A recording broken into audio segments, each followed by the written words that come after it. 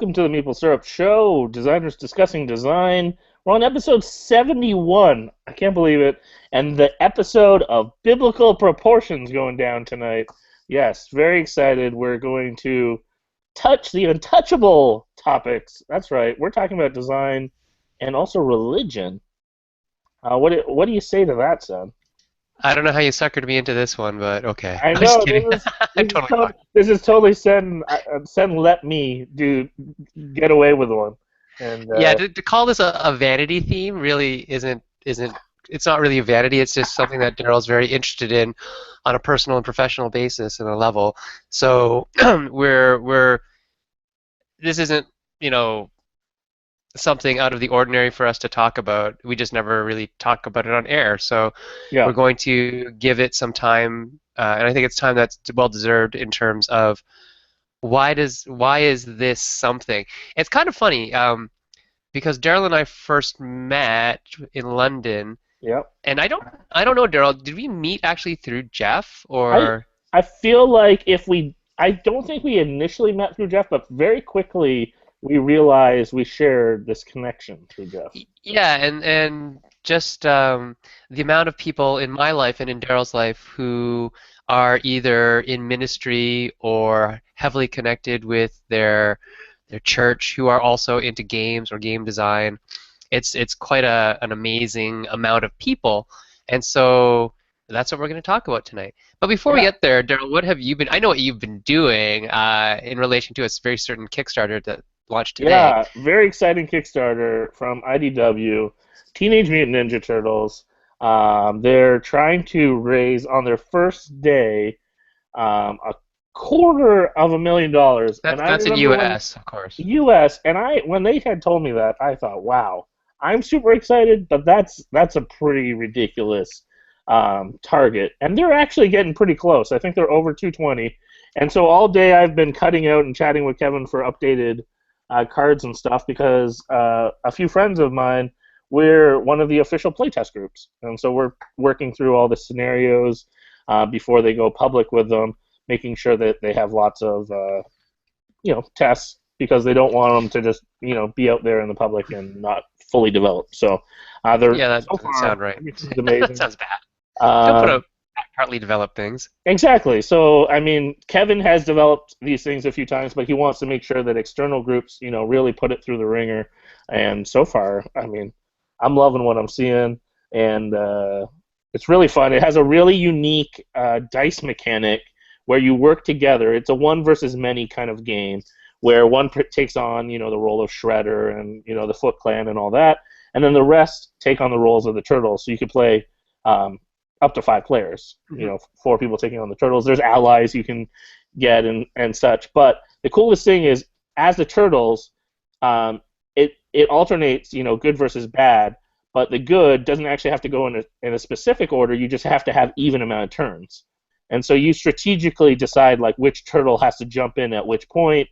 And then the cool mechanic with the dice is the way you roll and assemble your dice, your outside dice, because you're fighting together, can be shared amongst your teammates. So it's kind of like as I'm fighting beside, and so like all those cool like right. Okay, so your combos can comboing each other. So if I'm left of Donatello, exactly, Donatello can borrow use my dice his from this one side. outside attack die or his one defensive shell or something, and so I think it's a really neat twist on dice. People that are familiar with like say Dice Masters will get like the different sides of dice and having custom dice to custom characters. People that like scenario based and storytelling. The cool thing is you're walking through a comic and you're going to have different scenarios come up, different battles that you have to work through, and then different bosses, and it's cool. So.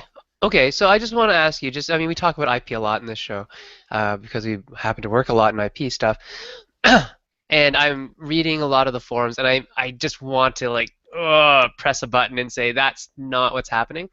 But there's a lot of accusation of cash grab and blah blah, and this is not going to be a good game, and I just want to tell them, look at Kevin's design credentials, and you can go and judge. But I mean, all IP games are bad. No, I hear you. I gotta jump on that. It's funny because everyone seems to, go to the worst example, and I'm not going to point out worst examples because you know what? A lot of those Well, worst and there's a lot of examples, them too, right? well, So. there's a lot of them, but there's also a lot of them that a lot of people are happy with them, but there's a few very vocal people against them. Hmm. But the thing with Kevin is, and I don't know why he doesn't get the same cred as Eric Lang. Like Kevin Yeah, and I think Eric, it's possibly personality. it's so funny, but the two of them have designed so many games together, and everyone assumes right away when Eric makes a game, it's going to be incredible, which usually they are. He is an incredible designer. But why not? Like, sometimes I don't understand why the general public doesn't give Kevin the same credit. And it's like, the guy's been with Fantasy Flight, he's made tons of big hits. Like, Hmm. I don't know. trust, It trust. could possibly be related to the fact that Kevin isn't a rock star. It's true. It's true. Kevin is not by any means. He's the guy that I meet with, and quietly he mentors and comes alongside designers. He looks for new and up and comers and sees how he can encourage them, but he's always behind the scenes with Yeah, just the Kevin's right, is a very quiet and thoughtful guy. very thoughtful. I mean, Eric is thoughtful as well. He Sure, just for isn't sure. quiet. Different personality, different Eric is not style. quiet. Yeah. Absolutely. So that's been one big thing that I've been doing, and then obviously working on prototypes.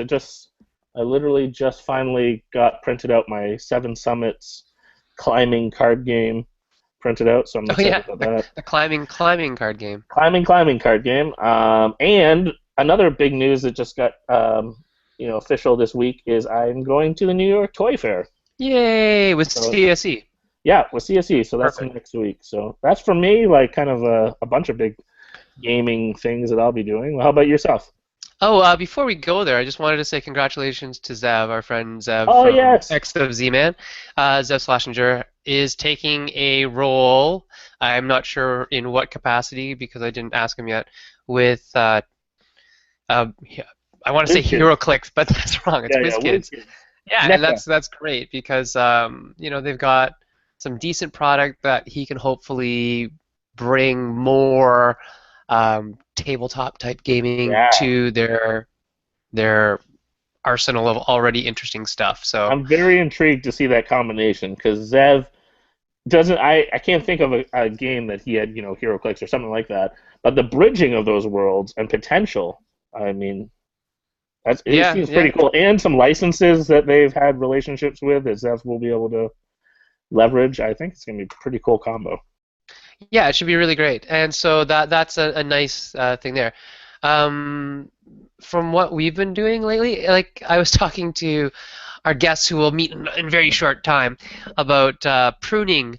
So there's a lot of pruning that has to go on when you get games out there in the wild. And so we've been spending a little bit of time doing interviews for Orphan Black, another IDW product, and we've spent the last couple of days really hammering two games home in terms of the rule design, the graphic design, and getting the final preparations ready for hitting that big old print button for junk art coming from Pretzel Games, Which Gen Con looks release. amazing. Thank you. And that credit to all the art and design that comes out of Philosophia Pretzel Games, Z-Man. And then I'm pretty sure Chris did it. I don't know yet. He'll have to let me know. Yeah, I And think he then did. yeah, I'm pretty sure it looks Chrissy. Um, and speaking of Chris art, if you haven't seen the Ravens one, did you see the cover for that? Yeah, I was all over that. That thing's awesome. That screams Chris. Like that's his And style. their two-player line is going to be ridiculous. And I'm obviously biased because we're part of it, but they've got some great two-player games. And we'll see. Like I mean, Andy's Andy's game, Targi, our game, Uwe's game, and then new ones coming out that are just going to blow your mind. And I think there's a lot of really good product that they're going to have in their two-player lineup. Oh, and then the other game that we're working on is we got our friend Ron the art deal for another game from IDW with Godfather. So we're working heavily on packaging that up in time for a release maybe in the summer. So probably a little before, probably before Gen Con. I don't know. Maybe Origins, maybe Gen Con. Yeah, maybe Origins. I don't know. We'll see. Our goal is like 11 day. We have an 11-day from now goal. Nice. We'll see if we meet that. Good. That's Should be good. doable. But other than that, Jesse and I are making a solo game just because we kind of got it in our head that, hey, a solo game would be kind of fun. Do it. And that got put in my head by Evan, Derek, of course, with Van Ryder and their nice Hmm. little line of games that play with really few players, like Hostage Negotiator. Yep. Very cool game. And then we're also working on some other stuff that just kind of comes out of our head and we end up liking. So I think Thursday we're putting powers for Jay and I through its paces, and we have to do some scenario stuff for Outlanders, for Toy Vault, and then our own stuff that doesn't have a publisher yet that we're just going to kind of get going. And Jay and I have been working pretty hard on a couple other things that don't have publishers yet, but someday hopefully will. Oh, so you say you have one more thing to mention? Go ahead before we bring our guests Oh in. yes, I forgot. Very exciting news. Both Adrian and I, we have a Singrata, our dice, our stained glass dice game, officially is now signed. Oh, cool! I didn't know that. I knew you had mentioned something, but where is Yeah. it signed? So it's signed with Floodgate Games. We're really excited. Oh, And cool. so, yeah, that all just went down this week right after he raced back from PAX. Okay. Then we signed all the paperwork, and that's all official now. So, Very nice. uh, That's been very a long time coming in terms of getting somebody to bite on that one. It's a great game. It's really interesting, and It's it actually deserves one of to my a home. favorite games that I've been part of designing, and it reminds me a lot, and I say this in respect, Blueprints. It plays very different in ways as well, but I was, one of the first people to get to see Blueprints when Eve originally came up with the idea and played it with him. I feel like 4 or 5 times in a row at Cardstockawa. Every time it Mhm. came out, I was like, I want to be part of this, and I got to play it a lot in its early inception and saw it basically its entire development. So just so you guys know, Daryl's game is a flat version of Yeah, that. so instead of building up, you're building dice in a way of making stained glass dice, and yeah, I'm really pumped about it. I'm looking forward to see what art direction Ben will go with it. But Well, speaking of that, I think Beth Sobel has just expressed interest in the game hey, on oh on man, the that'd be YouTube feed. amazing. So Beth, maybe you talk should to Ben, point please. Ben in her direction. No, Yeah. no, you Oh, you talk to Ben and you hey, say, I hey, will very quickly suggest Beth for I sure. know there's a very good artist who might be interested in doing art. Yeah. Yeah, I will happily, happily, happily have a game that features Beth's art. She is making some great, great covers and great art for games. Great. So let's invite our guests into the show because that's what you guys came here for, not to look at Woo! us. Yes. So with us today are Phil duBarry, and I'm going to bring you on. Phil, there you are. Hello, Phil. How are you? And Patrick Patrick Lysaght. Lysaght, which rhymes with eyesight, but is not spelled like that at all. Which, So there's Not at all. Patrick. aren't you amazed that I said it right, Sam? I'm amazed, and it's only But it's because because Patrick Patrick taught comes you. to us. Yeah. So Patrick Lysaght of Kara Games, and we have Philip duBarry of Fantasio Games here with us tonight. So Daryl, why don't you kick it off? Yeah, I'm gonna kick us off because I mean this was a little bit of my brainchild. I'm a big fan of a variety of Phil's games, and we've had him on the show before, and I've raved about how I love all his designs, and I look forward to hearing what new designs and such he has coming up that we can maybe pick his brain about as well. And then I actually got connected to Patrick through a few people. Once, actually, we mentioned during the intro, Jeff, a mutual friend of Sen and I. Played. I think he played it at Origins. Were you at Origins, Patrick, a couple of years ago? Yeah, 2014. I had Yes. it there. So Jeff played it at Origins, and right away, I think actually while he was at Origins, he contacted me and said, "Dude, you got to play this. This is awesome. There's this great game that also happens to be a Christian theme." And both of us being Christians, we thought, "Oh, that's really neat," because sometimes there are Christian games, but they're not actually necessarily great games. They're just themed on something that is, maybe a biblical topic. And so I was really excited to hear about it and try it.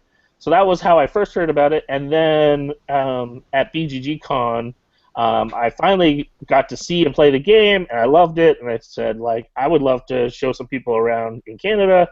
And so snagged a copy from J.R. Honeycutt and have been showing it around to people that I know in my neck of the woods, getting people to try it out because it's this great co-op game that actually addresses the alpha gamer, which we'll have to talk about, but is also just in general just this really interesting, challenging co-op game with scenarios, and we'll talk about it, I'm sure, in detail. But that's kind of my introduction to Patrick, and I thought, well, why don't we get a couple designers on who happen to design these games that have a faith topic to them, and talk about that as a theme, but also talk about the idea of how do you handle religion and faith when it comes to design? Does that influence? Does that inform you as a designer? And I think this is a really interesting topic that hopefully won't be too controversial, but actually just open up the communication lines, and we can learn from each other. So,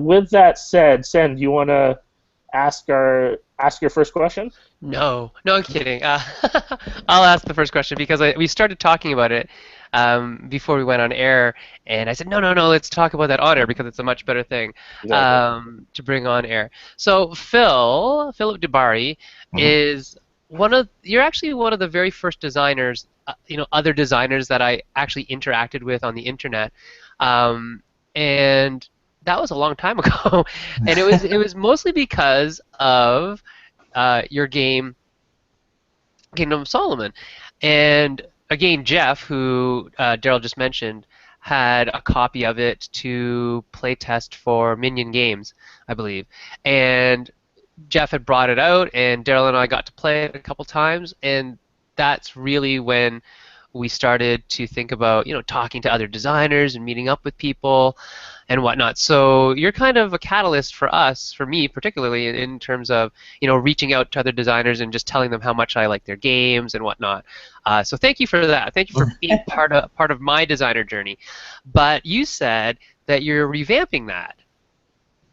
Oh yeah, that's true.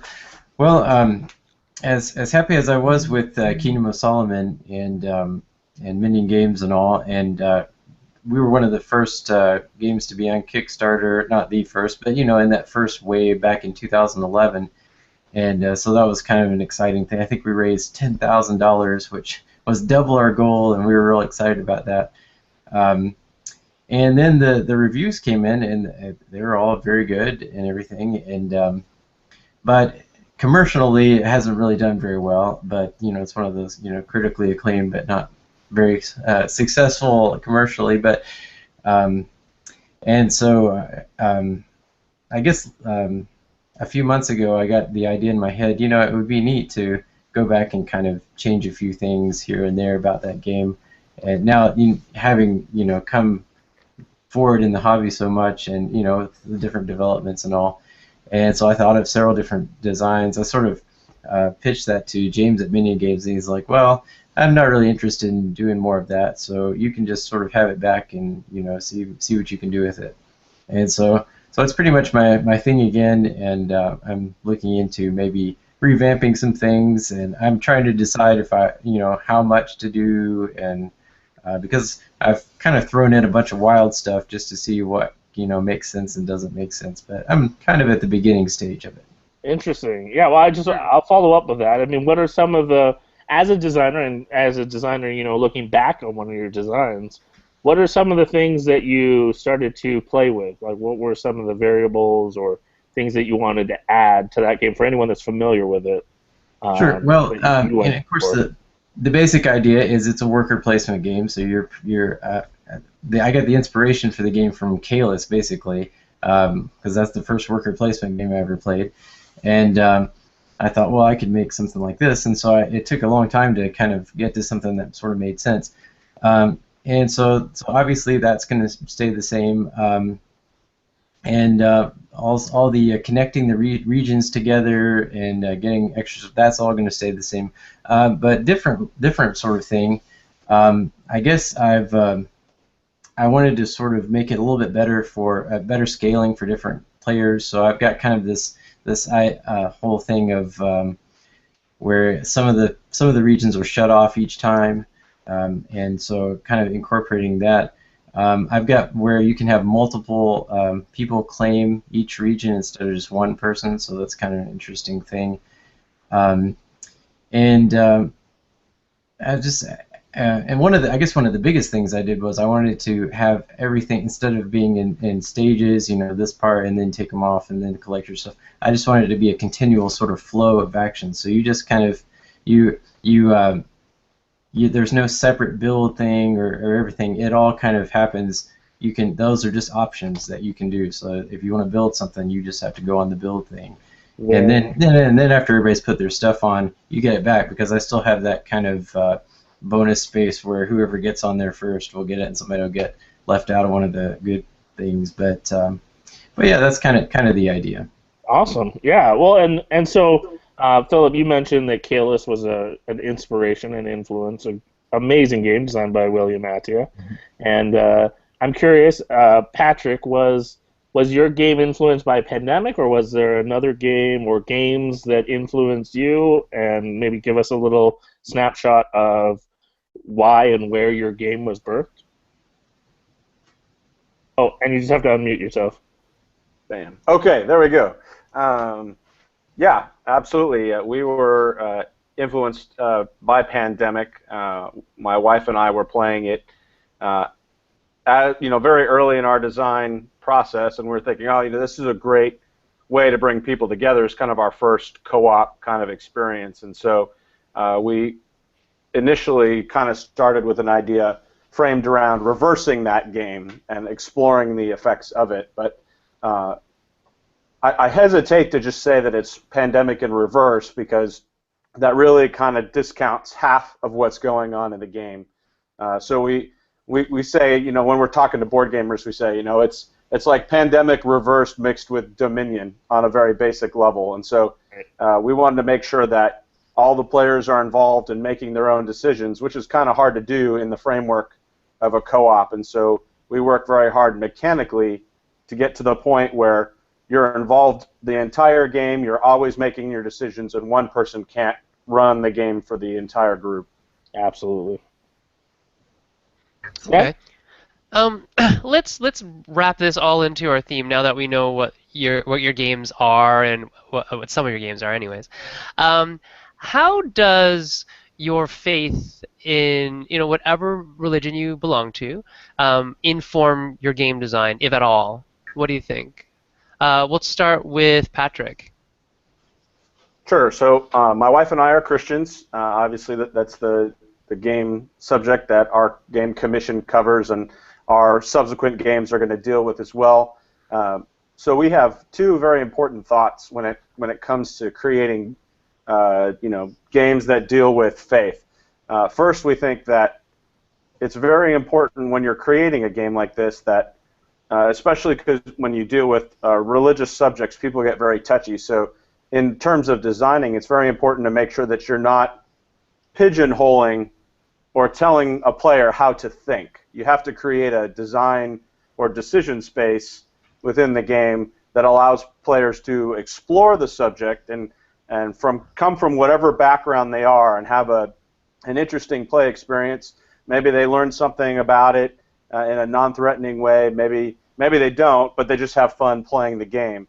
And so it's very important first to create that decision space for the player to explore, and then second, just because it's a religious game doesn't mean it should get accelerated to press to fill a hole in the market. I mean, you've got to go through the same rigorous design playtesting process that everybody has to go through for any game. If it's a game that's not worth playing, no one's going to buy it, no one's going to play it.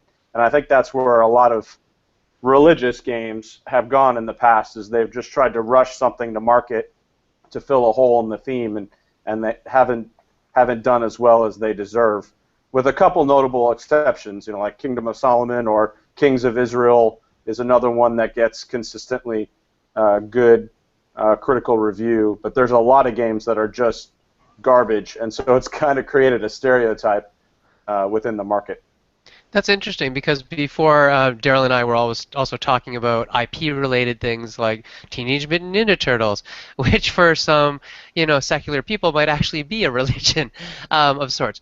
And the same sort of bias gets levied against those types of games, which means that they have a hook to them that is an appeal to a broad audience. Um, when you are designing, this question is for you, Philip, when you're designing using faith as a theme, are you hoping to get new gamers into the hobby that are from the faith, or are you hoping to influence gamers that aren't in the faith to think about, you know, religion and faith? What do you think? Right. Well, I guess I sort of come at it a little bit differently. I don't think the objective that I was going for is necessarily evangelism. But on the other hand, I mean, I wanted to be true to the historical account that I was dealing with. Um, Francis Schaeffer talked about not just sort of self-consciously going after some sort of putting yourself out there saying, oh, trying to, I guess, convert people with your art. And I really see game design as an art form. I think that's important. It's a creative act, and it sort of echoes, what God's invested His creativity in us by creating us. And I think that's pleasing to God when we do that. And so it's kind of an indirect sort of way that, mainly the bottom line answer is I'm just trying to make a really good game, because I believe just the fact of making something that's quality, something that's beautiful, is something that's pleasing to God, and it can I guess mirror His beauty. And but then when you're dealing specifically with a religious type game, then that of course has to be true as well. I mean, it still has to be a really good game, and I think really that was the most important part of it. That, and sort of being true to the history of it. Great, thank you. Oh, great stuff! Great stuff. I love what you're talking about there, Phil. With especially this idea of co-creators or coming alongside and kind of emulating, using your creative side. And it's funny you should mention that, because actually just my church this last Sunday talked about the topic was fantasies, and like the idea of like the whole world of like fantasy worlds, and we talked and looked at things like C.S. Lewis and J.R. Tolkien and these great writers that created art that was appreciated by everyone, and really a lot of people find hope and positive messages through that, but also people of faith can connect through that because they were using that just being themselves, writing things that they found were true. And so I really appreciate. Well, C.S. Lewis talked about fantasy and all as being kind of echoes of the one true myth. He says the one true story, which is about Jesus. And so that's what he saw that, and I agree with him. That you see echoes of this when you read Lord of the Rings and things like that. It's like, I know this story. It sort of tickles the back of your mind, and there's a reason for that. Is because that's been implanted in us, I believe. Absolutely, absolutely. I have a couple questions from the audience, and I'm loving these questions that are coming. So I'm gonna bounce one off of each of you, and just to encourage, please keep these great questions coming. I'm gonna go to Patrick first, and it's a loaded question. I'll throw it right out there right away, because there's a couple Bible verses even in this question, which is great. So I'm gonna read them just to give context for anyone who wouldn't happen to know these things, but. Sir Bob Games asked, based on Deuteronomy 18:10 and Micah 5:12, how do you think this affects games you play and you design? And I'm going to read the verses. Deuteronomy 18:10 says, "Let no one be found among you who sacrifices their son or daughter in the fire, who practices sorcery or divination, interprets omens, engages in witchcraft." And then Micah 5:12 says, "I will destroy your witchcraft, and you will no longer cast spells."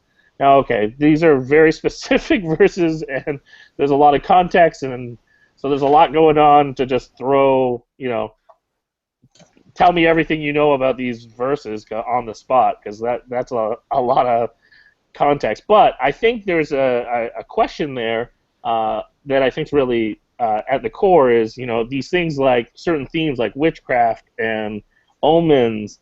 You as with a faith and Christianity, does that affect your comfortability with certain subject matters? Would you design games like that? Where are some maybe lines for you as a designer? Is there some topics that you wouldn't broach, or yeah? I'll throw it back to you, Patrick.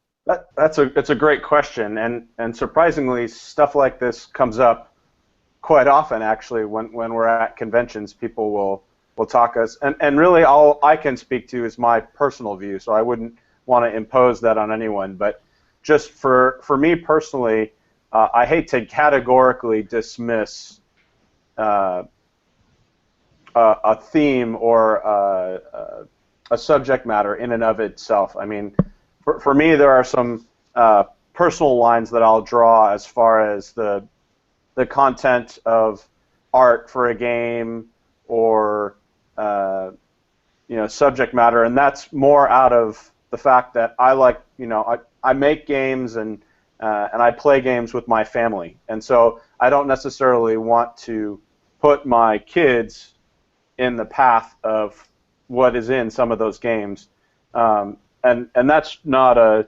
condemnation of those games per se. It's just a personal boundary that we've drawn for our family, and other people can draw that line where they want to. I would call that a freedom issue within the faith. I think I think there's a line that exists in gaming between exploring a subject and altering your own personal life habits, and I think that the point where you start to cross that line is the point where you probably, from a Christian standpoint, are maybe exposing yourself to some danger.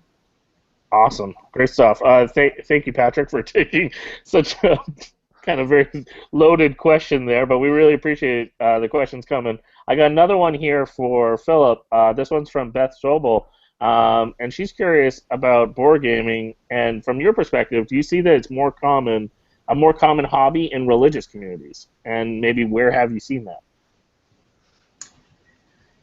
As speaking to more board gaming in religious societies than not, or yeah, I'm not sure I understand. You're seeing that either playing board games is common or popular as a hobby, and maybe even designing. Do you see that there's well, yeah, I think as you mentioned before, we know a lot of Christian designer people involved in ministry and other things that are also very big into games and designing and things like that. So I think there is some crossover, certainly. And most of those people that I know, play games with their youth groups and church activities and things like that. And that's certainly the case for a lot of the folks around where I am. So I think it works with in that sort of context, just because it's a social thing, and church is all about social connections, and games just facilitate that. Interesting, Philip. Let's talk about something else that sort of combines religion, faith, gaming. I believe, if I'm not mistaken, you homeschool, correct? That's right. You can see the lockers behind me. Exactly. That's what reminded me, and it sort of goes to this question. A lot of people who I know who homeschool, part of why they do that is because of faith. Do you think that there's a good market in terms of faith-based games and educational games and homeschooling? As not that you're like, hey, there's a good market, I'm gonna make games specifically to make money off of this particular contingent, but that they could use some product to help, and a game that is based on what they're already interested in might be something that would be a product that they would gravitate towards. Do you think there's something there in terms of homeschooling, faith, games? Yeah, I think so. Well, we have a very large homeschool convention in Cincinnati every year that we go to, and it's getting bigger and bigger. And there's more and more as the last few years, more and more board games are showing up at that. And I think that kind of speaks to maybe board games infiltrating everything, but also really I think homeschooling is kind of growing, and not even that, but also using games in other educational places, just regular schools and things like that. I think we're seeing more of everything in that respect across the board. But certainly homeschoolers, I think, are, if they're not into board games, they should be. I mean, because it's a natural fit. It's a good way to interact with your kids and generate interest with specific subject matter. And so yeah, I mean, I see that going the right direction. Mm-hmm. Patrick, you can speak to that as well if you'd like.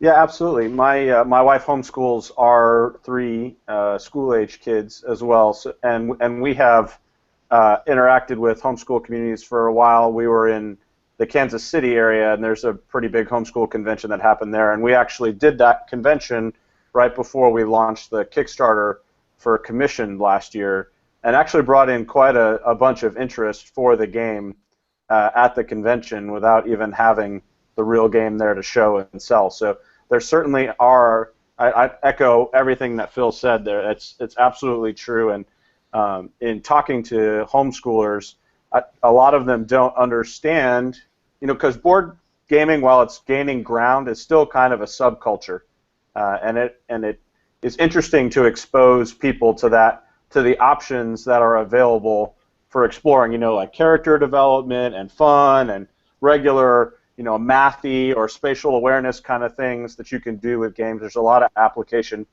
within education there. Mm-hmm. Awesome.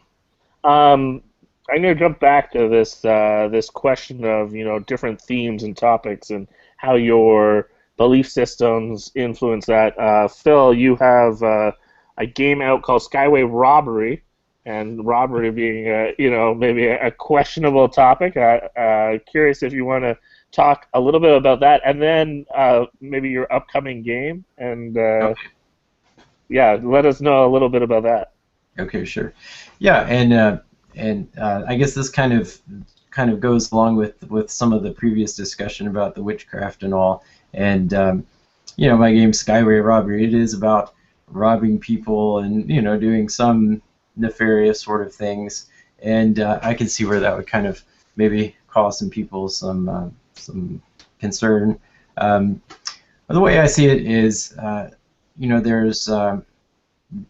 good stories always have good parts and bad parts. There's always heroes and villains, and that's kind of important to telling the story, because we all know that the villains are out there, and so I mean I think that's what it is. It's just kind of another way of storytelling. I mean, it would be pretty silly to write a novel and not have any bad people in it. I mean, it'd be the most boring novel in the world. I mean, you read the Bible, and there's all kinds of bad things that go on in the Bible. There's all kinds of terrible things. Now, of course, the Bible's not trying to lure us into doing some of those things, and hopefully our games aren't either. That being said, there are some times when maybe that line is crossed. I can think of this one game I heard about. I think it's called like maybe Serpent's Tongue or something, where you're actually trying to create these like, I don't know, demonic kind of spells or something. Now, I've never played that game, so maybe I don't know exactly what it's all about. But when I heard the description of it, it sort of struck me as like, well, I really don't want to play that game. That sounds like kind of crossing the line for me. But that's kind of an individual choice. But my newest game coming up, well, one of my newest games is will be I guess on Kickstarter in a couple of months. It's called right now. It's called Hitler Must Die. It's about assassinating Hitler, and that seems like a pretty gritty sort of topic, and it absolutely is. I think we might change the name. We've kind of gone back and forth about that. The alternative name is Black Orchestra, which is the name that the Gestapo gave to the the opposition for Hitler and the conspiracy against him. And so in this game, it's a cooperative game, and you're all the German generals and officials and people like that, and you're slowly trying to plot your way into figure out some way to get rid of Hitler. And it's kind of moving you through the events of World War II as you're doing this, and eventually you get all the way to the end, and then the Gestapo's chasing you the whole time, and finally at the end, if you're not successful, then they're going to chase you down and arrest you, and that'll be it. But yeah, it's coming along really well, and I actually included in this game one of the characters is Dietrich Bonhoeffer. If you haven't read Eric Metaxas's book on Bonhoeffer, you got to stop what you're doing and go get that book and read it, because it is Downloading it to Kobo. Yeah, fascinating book and life.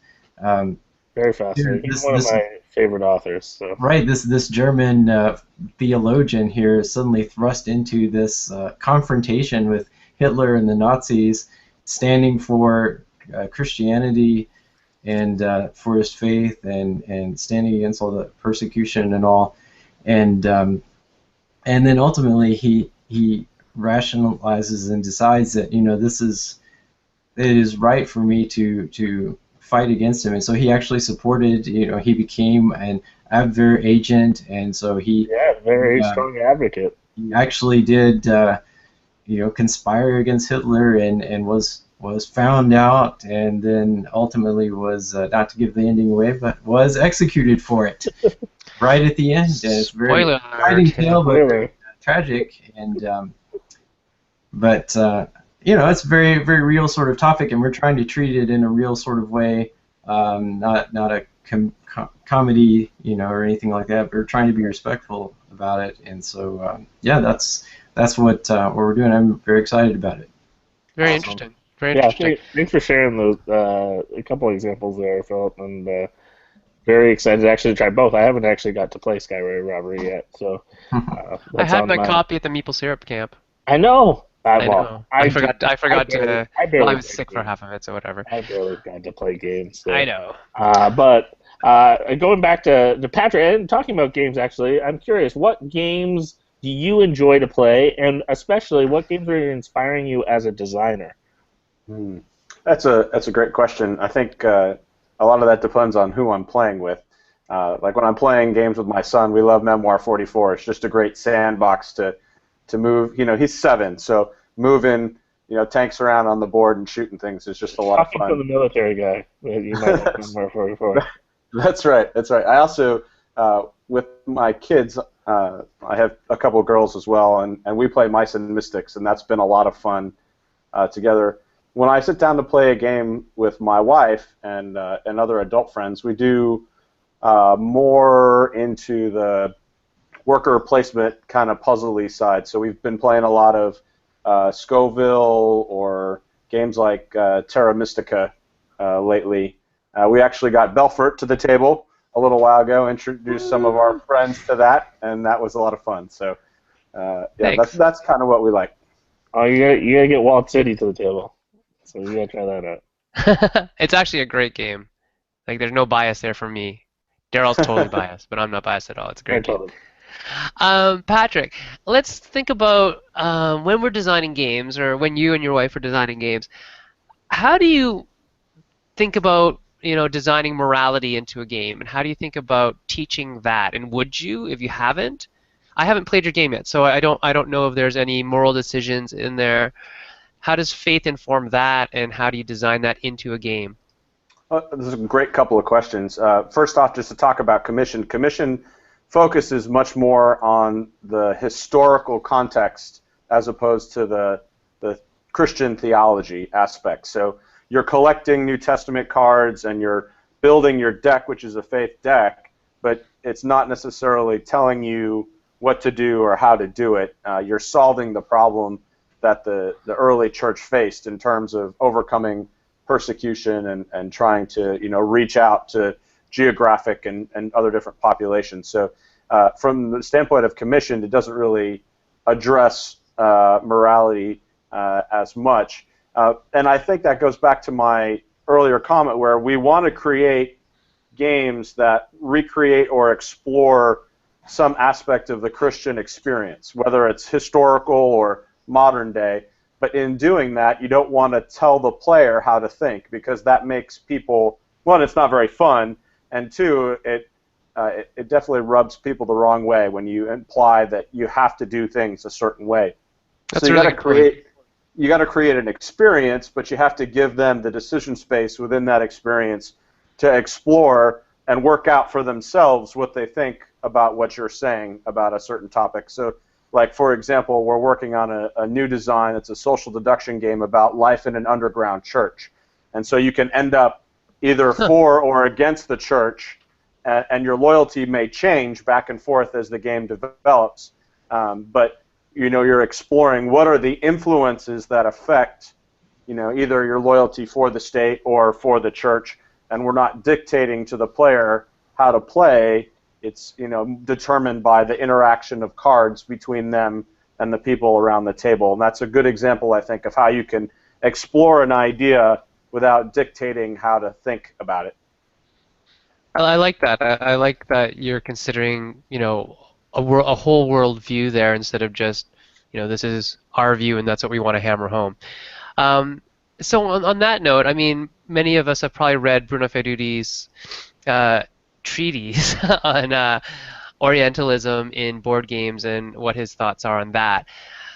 But something similar could be said about how we treat religion in board games. And Beth Sobel is asking, how do you feel about games that treat non-Christian religions in a cavalier fashion, just kind of flip and it says window dressing or things like that? Do you think that's fair? Would you get upset if somebody did that to a Christian theme? What's your thoughts? Let's go to Phil with that one. Okay, well, that is kind of an interesting question. I'm not sure right off the top of my head exactly what some examples might be about that.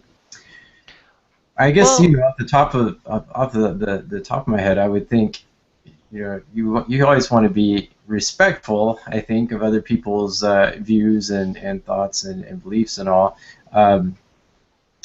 And when you said, what about if it was just window dressing? Well, sometimes our themes in board games are preciously thin, and sometimes that's maybe a casualty of that. I don't know.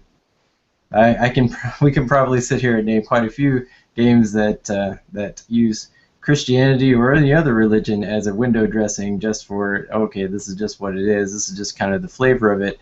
And maybe that's okay. I mean, maybe you don't have to preach a sermon every single time you play a game. On the other hand, you don't want to just be putting down people just for the fun of it. And I will add that maybe there is also some room for some satire here, both of Christianity and other religions. Sometimes we do need to kind of step back and kind of laugh at ourselves a little bit if we're being a little uptight sometimes. And can I get your insights on that, Phil? Patrick, before Daryl gets to his question. I agree. I think I personally, believe that marrying theme up with mechanics is very important to the core of a game, and so I generally prefer games where the theme and the mechanics are both explored and connected very tightly. But there are a lot of games that don't. And that's not necessarily bad for those games. It's just not necessarily my preference. So I think what you can get out of a game where the theme is window dressing is you can get a mistreatment of the theme. And I think there are as many Christian games that mistreat, the Christian theme as there are other. And I think, that's a weakness of the game design. And it's kind of a misrepresentation of the care and the thought that should go into a game that covers that kind of subject. Cool. Yeah, great stuff. Man, time is flying by, but we got time for a few more questions, and I'm curious about this one. I have found the gaming community incredibly inclusive, very kind, very looking out for each other. And yet, also on the flip side, sadly, a lot of faith, religious people have had words like judgmental or non-inclusive, like language like that associated poorly to different faith backgrounds. And I'm curious, how do you see yourselves helping break that stereotype? And are you seeing that stereotype is true in the gaming community, or are you finding that it's very inclusive of different faiths? And what are some ways maybe that you're serving or helping be inclusive in the gaming community? I'll go to Phil on that. Okay. Well, I think maybe the first thing that comes to me is you just want to try to be kind of a genuine person to people. You want to be nice and approachable, and just on a personal level, when you talk to people. And I think it is a lot easier to be inclusive when you are face to face and you're just having a conversation. And I haven't had too many bad experiences, in that sort of context. I think where we do have a lot of the problems is in online Facebook chat kind of situations, Twitter, flame war kind of things, and I think avoiding some of that is a big deal, and something that we could probably get better at as a community. But I mean, as far as addressing it with some kind of big, board game design that's going to make everybody happy and love each other, I don't know that I. There's no ultimate fix, but I'm just curious, in little ways, how you're trying to, I'm going to pass this question to Patrick as well. How are you kind of using your in as a designer, with board games to help, be inclusive of people? I think there's kind of two categories or subjects that you can explore with this. One is the industry side, and one is the individual side of gaming. And what we have found is that on the individual side of gaming, people are generally very, very friendly. Even if they want nothing to do at all, during every convention, we'll talk to somebody as they walk by the booth, and they'll say, "Nope, that's not what I'm interested in at all." And we'll say, "Okay, great, thanks," and move right on. I have very rarely had somebody actually come up to me and try to attack the idea of the game. I've actually had a lot of people say, "Well, this is not my thing, but I'll give it a shot." And by the end of the game, they realize it's actually a game. It's not a sermon in a box. And so that, we've had some good success there. On the industry side, I think there is a reticence to deal with anything that is religious. And my perspective on that comes from pitching commission to a bunch of different publishers who said, this game is interesting mechanically, we like what you're doing here, but we'll just strip the theme and replace it with something like zombies because it's just not going to have the market appeal. Interesting. And so I think that is, there are some real, kind of market considerations that are affecting the industry side. It's very interesting. Do you find that your games risk getting stripped down, and if you took the theme out of it, would it be the same game, or would you feel that the game would actually suffer from losing the religious faith-based theme? When you say that, like if they just put zombies, whatever, or Martians or something on that game, would the game play the same? Patrick? But, that's an interesting question that we've thought about, and ultimately our decision was, I think it could be done. You could re-theme a game at in the very late game, but for us personally, it was so important throughout the entire process to marry those things up, and to try to divorce the mechanics from the theme at the end would cause a rupture at some level in the game. And you could probably work on it long enough to fix it, but then you're basically redesigning a whole new game. So at least for us, it didn't make a whole lot of sense. Mm-hmm. And we have a friend who's part of the GAC, part of the Game Artisans of Canada, Paul Saxberg, who designed a game called Coven, which is obviously about witches and the Wiccan faith, and he's saying that some of the judges at one of the contests, the Canadian Game Design Awards contest, just walked away from the game. They wouldn't even touch it. What's your thoughts on that? Would that happen, or would that offend you if somebody said, I can't even look at your game because it's about Christianity and I am Muslim, or whatever their faith might be? Philip, does that worry you?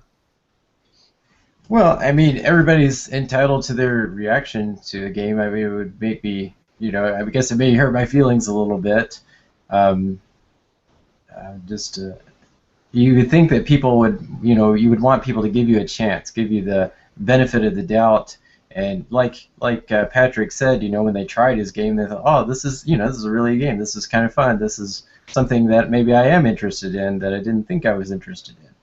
And so, yeah, I think we need to try to encourage people to maybe step outside of their comfort zones a little bit and try something new. Okay, excellent. I think we're going to go to last questions now because we're running low on time. Yeah, so Sam, why don't you go first? Okay, so Patrick, let's ask you your last question. And we're going to, of course, frame it in the nature of today's theme, which is faith-based and religion as a theme. If you were to, say, meet another person, say in your congregation or your church, that was interested in board game design, and they're really hard set on designing a game that has something to do with the Bible or the Christian faith, what advice would you give to them in order to be successful? It's a great question, and we write a blog on our website about this. So if you check out caragames.com, there's a button that says Behind the Joy, and it's got several different small articles on this. But basically, it boils down to you need to take your concept and get it out as soon as you can, and then play test it as hard and as long as you can before you get it out to publishers, because a lot of people don't spend enough time in the play testing, and that's really where a quality game is going to come out. That's the question. Daryl, you want to ask questions to Phil and then get ready to wrap? Yeah, absolutely. Well, I mean, along the similar vein, we've already asked you, Phil, for advice to new designers. I'm curious, instead, to kind of flip it around. You're already working on some games. What themes or games that might be are within the religious or biblical framework, a theme, a time, a story, a narrative, you would love to see turned into a board game? What do you think are some biblical narratives that you're still waiting to see that board game? Ooh, that is a good question. I'm not sure I've ever thought about that too much. I mean, just a little bit here and there. It's really tricky because you want to be careful because when you're dealing with the supernatural part, well, not supernatural part, but with God, I guess, and it's just such a big concept, and it's not like you just want to roll some dice and say that's what this happens or something. And you don't want to have a game like where the good guys are going to lose or something, and I mean that doesn't quite work either. Like I'm always uncomfortable with games about Jesus going around and then the devil's trying to tempt him, and it's like that doesn't even I just can't quite wrap my head around it enough to to do something like that. I did at one point think about designing a game about kind of like the end times or something, with some kind of I don't know, tribulation kind of thing, but I could never quite figure out how to approach it in the right manner. Of course, that would be kind of weird anyway, because there's a lot of different thoughts about that, but it would be interesting. But I'm sure there's, you go back through, there's all kinds of battles. I mean, there's all kinds of, things like that. Like Patrick mentioned, some kind of social kind of game with like a smaller sort of, like some sort of political kind of situation or something like that. There's a lot of those type situations. And of course, there's lots of economic situations in the Bible as well. So I think you can kind of get around just the the I guess directly addressing the morality and kind of watching that kind of go sideways on you. But I think you can still get into some of these themes, through some of those more mundane sort of connections. Absolutely. Well, I want to thank both Philip and Patrick for taking the time to chat with us and share from your perspectives, your experiences, and we really appreciate the encouragement and the wisdom that you're sharing for our viewers.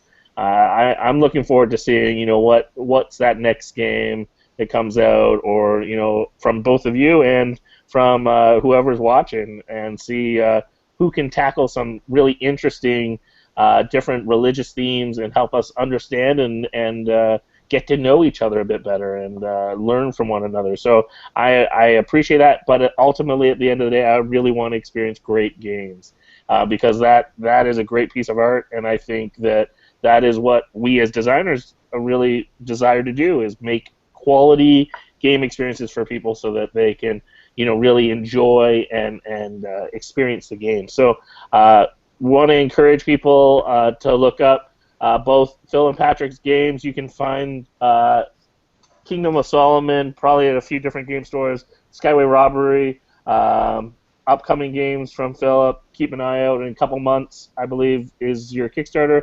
And then also Patrick, he's got commissioned, which will be hitting shelves like basically any day. So if you don't see it yet, request it at your game store. That's probably one of the best ways, is just ask at your game store, and hopefully they'll get it in soon. So I want to thank Sen for humoring me with this thematic topic. I really appreciate it, buddy. And all the guests that were watching on YouTube, really great questions. I'm really looking forward to hearing more discussion over the week. And for anyone that's interested, stay tuned for the after show where Sen and I don't know if we'll be able to convince either of these guys to join us, but we'll chat a little bit more and see where the conversation may go. So thanks. I want to say keep making great games, and we look forward to playing your game soon. Thanks for having us. Okay.